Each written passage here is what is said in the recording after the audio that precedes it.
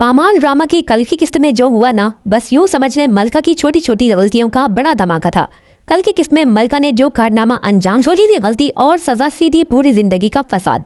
बेचारे शोहर ने तो दिन में 10 दफा कहा, मलका हर किसी पर एतबार मत किया करो, लोगों को पहचानना सीखो। मगर जनाब मलका बीबी को तो बस अपनी ही मर्जी करनी थी। हराम है जो मलका ने अपने शोहर की एक सुनी हो। दोस्तियां करनी है दोस्ती भी उस रुबाब से जो शक्की शपल की खुदा की पना।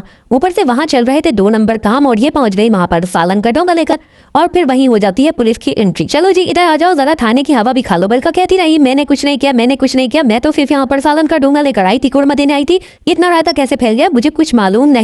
और फिर वही रोना धोना, वही रोती धोती बेचारी मलका। फिर आ जाता है इस ड्रामे का हीरो रजा। वो रजा जिसे पहले ही मलका की दोस्ती पर कई एतराज थे कि तुम्हें लोगों की पहचान नहीं, कितनी बार कहा था लोगों को पहचाना करो, लेकिन फिर वही गलती। अब क्या मुंह दिखाएगा वो दुनिया को। रजा जिसे इज्जतदार आदमी की इज्जत को तो मलका ने रोल के ही रख दिया। जिस स्टेशन से वो उसे ले तो आया है, मगर सीधा रास्ता पकड़ा मलका की माँ के घर का, और बस फिर सब खत्म।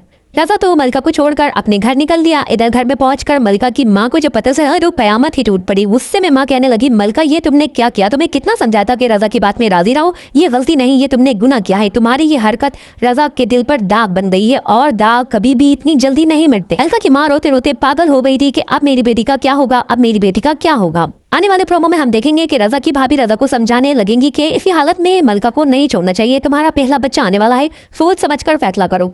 आगे दिखाया जाएगा कि मलका के घर कुछ कागजात भी आते नजर आएंगे। माँ जैसे ही देखेगी और वो फौरन चीख उठेंगी कि ये तो तलाक के कागजात लगते हैं। क्या वाकई ही रजा की तरफ से मलका को तलाक के कागज मिल जाएंगे? क्या वाकई ही रजा मलका को छोड़ देगा? इधर रजा की भाभी और भाई मलका के मामू के घर जाते हैं। मामू गुस्से में उनकी ठीक ठाक क्लास लेते हैं।